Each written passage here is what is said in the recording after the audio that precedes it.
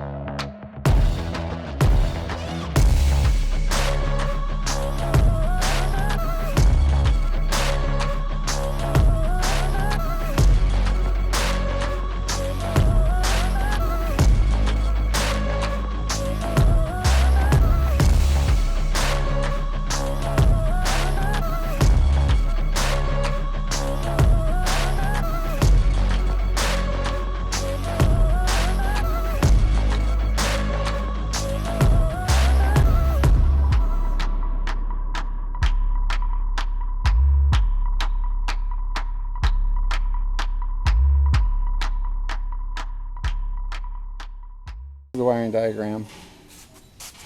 Just stand there. Okay. Back up. So we have a main power wire coming into the locker plug. Then So we do have a power wire coming into the locker. but it's full-time power.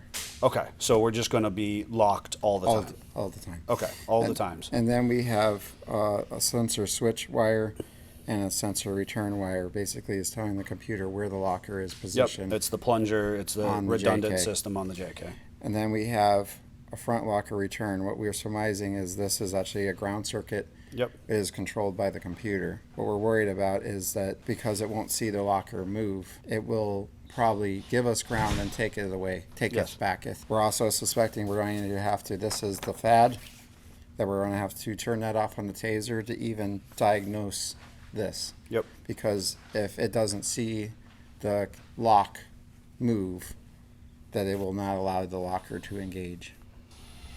So what we need to find out from our friends is, A, is we're right, is this ground controlled, which would make sense because it's computer controlled. Sure. You're not going to put power Yeah, through it. and this is it's gonna see this system first, then it's gonna see this system next. Yep. Yep.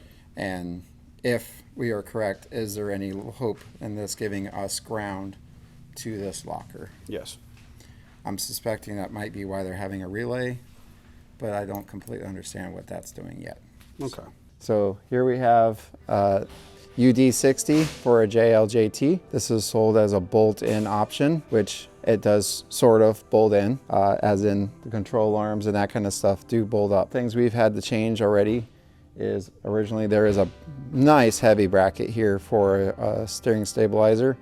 We are going with hydro assist, so that those away. So I went ahead and trimmed it off here, ground away the weld, and it no longer is here. We will be making some tabs here to hold that cylinder on this bracket. This is completely different than a factory JL bracket. So the brackets that they make aftermarket to just have that ram bolt on do not work. We see we have nice beefy 1350 axle U-joints, nice beefy knuckles. You see we have a steer smarts. This is from his previous build, is actually a JL part.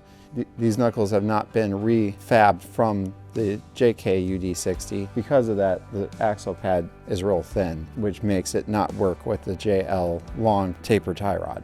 So we actually have to switch over to JK outers here and the complete assembly for below. Otherwise, pretty much bolted up. We did have an interference here on this upper control arm, where originally it was just a real 90-degree corner. Some arms would clear this, but we are using JKS uppers and that would not. So I took the corner off and rounded it off real nice.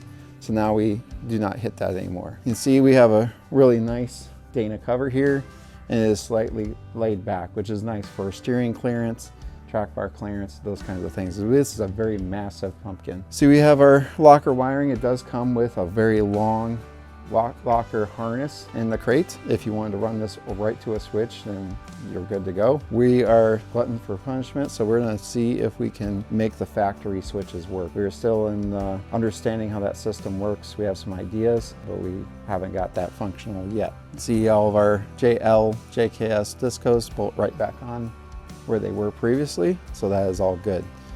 One important note is the brakes on this are massive, and a 17-inch wheel does clear, but just. And it's actually so close that you cannot put weights here on the edge of the wheel. So in the back, we also have a UD60 axle that matches this one. Some things that need to change there is the parking brake system originally pulls from the side. They now pull from the front to back. So there is a Dorman part number that comes in the instructions for this axle. Order those up, they're about 20, 25 bucks a piece. And they snap right in place. There is then some modifications that have to happen in the Jeep. You have to remove the center console and extend out the adjuster to make them hook up. We also have to work on the grommets that go from the cables to the body, because those are actually on the original cable. So we have to see how we can switch those over yet. In the back, overall, that pretty much bolted in place without any headache, other than important if you're doing this, put your e-brake cable on the passenger side before you put your upper control arm in, or you'll be taking it back off. Ask me how I know. Overall, for how easy it was to put tons in this Jeep, I can't really complain. There's just this little bit of devil's in the detail situation where we have to figure out these little integrations so we can have a really nice, seamless process. You know, we're not building just a buggy here. We're trying to make a nice daily driver slash bad to the bone off-road rig here. So we want the high quality fit and finish.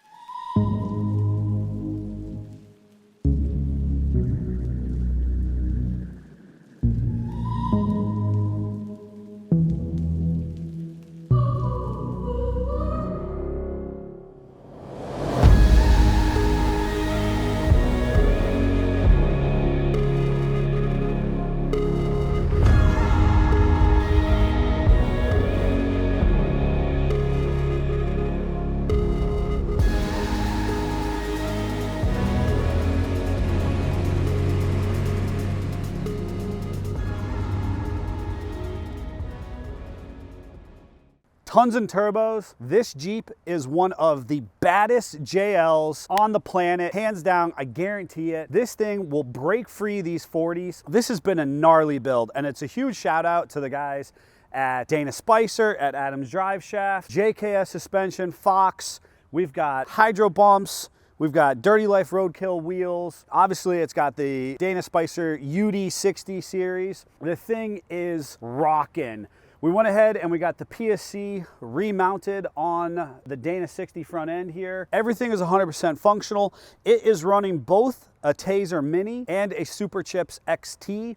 If you're not familiar with that product, definitely hit us up, ask some questions, because it's a very cool computer and turbo interface controller on this unit. We're obviously stretching its legs, getting it kind of posed out and making sure that it's got optimal clearance with that reasonably low center of gravity. We have had a great experience getting everything onto the Jeep, and now is the time to test it out to the fullest, send it off to the customer, and have a ball with it. So I know that when we were inside and the Jeep was on the rack, we were talking a lot about the electrical interface. So we called up our friends at Dana Spicer, and they produced a magic box, which is actually very cool. It had that whole wiring diagram and schematic that we used before, and it's actually all jam-packed into a box that they are 3D printing, and then they have a control board in there with a multi-pin arrangement, meaning you can actually use that on all of their JL applications. It doesn't have the exact right hookups or fitment for the 60,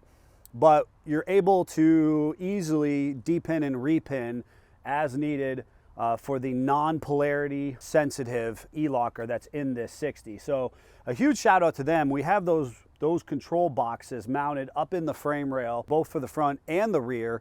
And now, once you use the taser to tell the Jeep that we no longer have the FAD front axle disconnect on the Jeep, the Rubicon locker switch functions perfectly and operates both the front and rear lockers as if it was factory on those factory 44s. The Rubicon 44 shafts that we had cut for our previous 2.5, 3.5 inch suspension lift actually were this close to working. Unfortunately, they weren't optimal, but fortunately, the folks at Adams Drive Shaft are on point, and we were able to take the custom measurement and ship it out to them. We also converted our front 1310 CV drive shaft, so double cardan drive shaft, to a 1350 front output to mate with this Dana 60, this big, large pinion yoke here. And so they were able to both cut it down, give us our custom length on it, and convert the front slip yoke to the appropriate U-joint size for the pinion itself. We then also had a clearance issue with the differential to the Artec aluminum skids, which fortunately shipped that out to our TIG shop, made a couple bends, a couple cuts, and TIGged that back up nicely into place. So a lot going on down here, but ultimately this Jeep on its 4.5 inch Evo plush ride springs, JKS control arms, all the skids, the drive shafts, all of the goodies under here, sucks those big, massive Mickey Thompson 40s up into the fender wells and clearances appropriately off-road. All right, Jeep family, this build was tons of fun. Make sure you like, subscribe, do that stuff, ring bells, I don't know, whatever.